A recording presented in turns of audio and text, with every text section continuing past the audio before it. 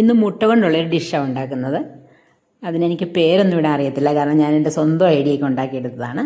അപ്പോൾ നമുക്കത് എങ്ങനെയാണ് ഉണ്ടാക്കുന്നതെന്ന് നോക്കാം. ഒരു പാൻ അടുപ്പത്ത് വയ്ക്കുക. അതിലേക്ക് നമ്മൾ പാൻ നന്നായിട്ട് ചൂടായി വരുമ്പോൾ അതിലേക്ക് 1 ടേബിൾ സ്പൂൺ എണ്ണ ഒഴിച്ചു കൊടുക്കുക, വെളിച്ചെണ്ണ.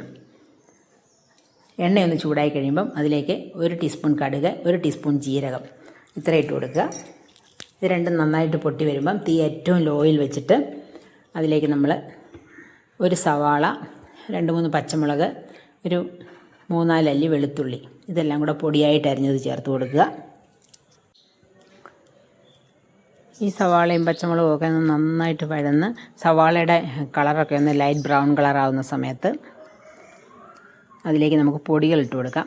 1 ടീസ്പൂൺ മഞ്ഞൾപ്പൊടി, 1 table spoon Kashmiri chilli powder, 1 teaspoon garam മസാലപ്പൊടി, 1 ടീസ്പൂൺ മല്ലിപ്പൊടി, ഒരു നുള്ളു കായവും കൂടെ ചേർക്കാം.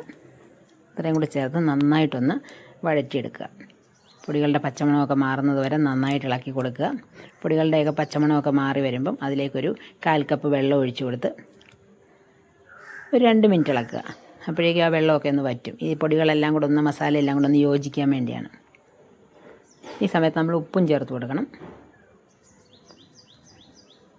ഇനി അതിലേക്ക് നമുക്ക് 2 മുട്ട പൊട്ടിച്ചൊഴിച്ച് കൊടുക്കാം. 2 മുട്ട നടുക്കോട്ട് പൊട്ടിച്ചൊഴിച്ചിട്ട് അതിൻ്റെ ആ മഞ്ഞക്കരുമൊക്കെ ഒന്ന് ചെറുതായിട്ടൊന്ന് പൊട്ടിച്ചു കൊടുക്കുക.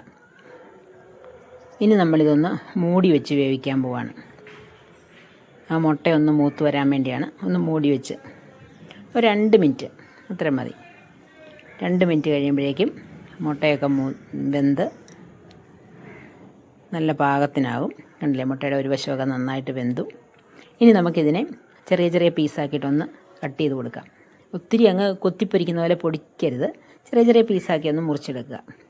എന്നിട്ടത് എല്ലാം കൂടെ ചേർത്ത് ഇളക്കി മസാലയായിട്ടൊന്ന് യോജിപ്പിക്കുക. മസാല ഒത്തിരി അങ്ങ് ഡ്രൈ ആയി പോയിട്ടുണ്ടെങ്കിൽ ഒരല്പം വെള്ളം കുടഞ്ഞു കൊടുത്താൽ മതി. അപ്പോൾ ആ മുട്ടയിലോട്ട് ആ മസാലയൊക്കെ ഒന്ന് പിടിക്കും. അപ്പോൾ ഒന്ന് ചെറുതായിട്ട് ഇളക്കി എല്ലാം കൂടെ ഒന്ന് യോജിപ്പിച്ചെടുക്കുക. ഇത്രയേ ഉള്ളൂ, നമ്മുടെ ഡിഷ് ഇവിടെ റെഡിയായി കഴിഞ്ഞു. അപ്പോൾ എല്ലാവരും ഒന്ന് ട്രൈ ചെയ്ത് നോക്കണം. ഇഷ്ടപ്പെട്ടാൽ തീർച്ചയായിട്ടും ഇതിനൊരു പേര് നിർദ്ദേശിക്കണം. എല്ലാവർക്കും ഇഷ്ടപ്പെടുന്നത് തന്നെയാണ് എൻ്റെ വിശ്വാസം. എല്ലാവരും ലൈക്ക് ചെയ്യുക, ഷെയർ ചെയ്യുക, സബ്സ്ക്രൈബ് ചെയ്യുക. Thanks for watching.